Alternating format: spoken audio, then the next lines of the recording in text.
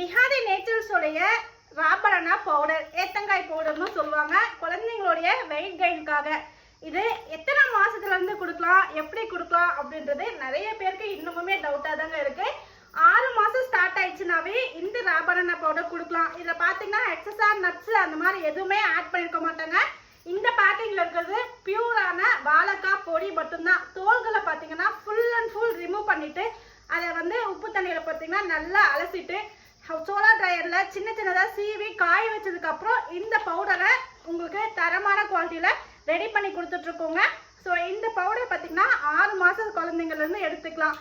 நிறைய பேர் கஞ்சினா என்ன, கூழ்னா என்ன அப்படின்றது நிறைய மெசேஜஸ் நமக்கு வந்துட்டே இருக்குங்க. எனக்கே ஒரு சில டைம்ல கன்ஃபியூஸ் ஆயிடுது நீங்க கேட்குற கேள்விக்கு. 6 மாசம் ஸ்டார்ட் ஆன குழந்தைங்களுக்கு பார்த்தீங்கன்னா ரொம்ப கட்டியாகவும் இல்லாம ரொம்ப தண்ணியாகவும் இல்லாம ஒரு சரியான பதத்துக்கு எடுத்துக்கோங்க. அப்பதான் குழந்தைங்களுக்கு ஊட்ட முடியும். ரொம்ப தண்ணியா இருந்தாலும் ரொம்ப சல்லுன்னு உள்ள போற மாதிரி இருக்கும், ரொம்ப கட்டியா இருந்தாலும் அவங்களுக்கு சாப்பிட்றதுக்கு சிரமமா இருக்கும். ஸோ பேரண்ட்ஸ்க்கு தெரியும் எந்த அளவுக்கு ஒரு பதத்துல கொடுக்கணும் அப்படின்றது.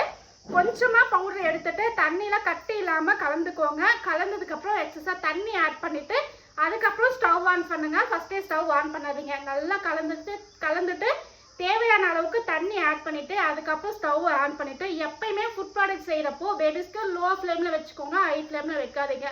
லோ ஃப்ளேம்ல வச்சு ஒரு 5 நிமிஷம் கிண்டினீங்க அப்படின்னா கஞ்சி ரெடி ஆயிடும். வெந்து வரப்பே பார்த்தீங்கன்னா அதோடைய மனம் சூப்பரான ஒரு அரோமால வரும். அந்த டைம்ல நீங்க இறக்கிடலாம்.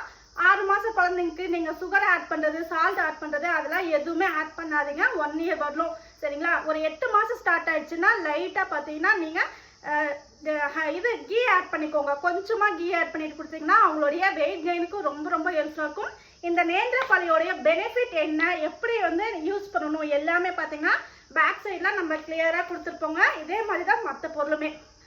ஸ்ப்ரவுட்டட் ராகி ஆகட்டும், சக்கரவள்ளி கிழங்கு ஆகட்டும், இந்த மெத்தட்ல தான் நீங்க ரெடி பண்ணணும். கொஞ்சம் ஒரு வயசுக்கு மேல இருக்க குழந்தைங்க, 2 வயசுக்கு மேல இருக்க குழந்தைங்கன்னா கொஞ்சம் லிக்விடா தண்ணி பதமா இப்போ நம்ம ஆரியக்குள்ள எப்படி கலப்புவோம் அந்த மாதிரி கலந்து நீங்க கிளாஸ்ல குடிக்க வைக்கலாம். சின்ன குழந்தைங்களுக்கு கொஞ்சம் கட்டியா கூழ் மாதிரி செஞ்சு ஸ்பூன்ல எடுத்து நீங்க ஊட்டி விடலாம்.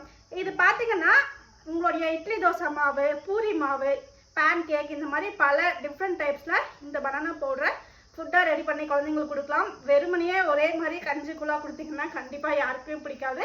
இதுல பியூர் பவுடரா கொடுத்ததுனால நீங்க எதுல வேணாலும் மிக்ஸ் பண்ணிக்கலாம். ஸோ ஃப்ரெஷ்ஷான நேந்திர வாழைக்காய் பொடி நம்ம விஹாரி நேச்சர்ஸ்ல எப்பவுமே அவைலபிள் இருக்கும்.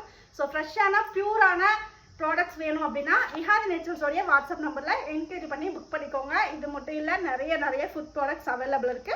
ஒன்ஸ் வாட்ஸ்அப்ல செக் பண்ணுங்க.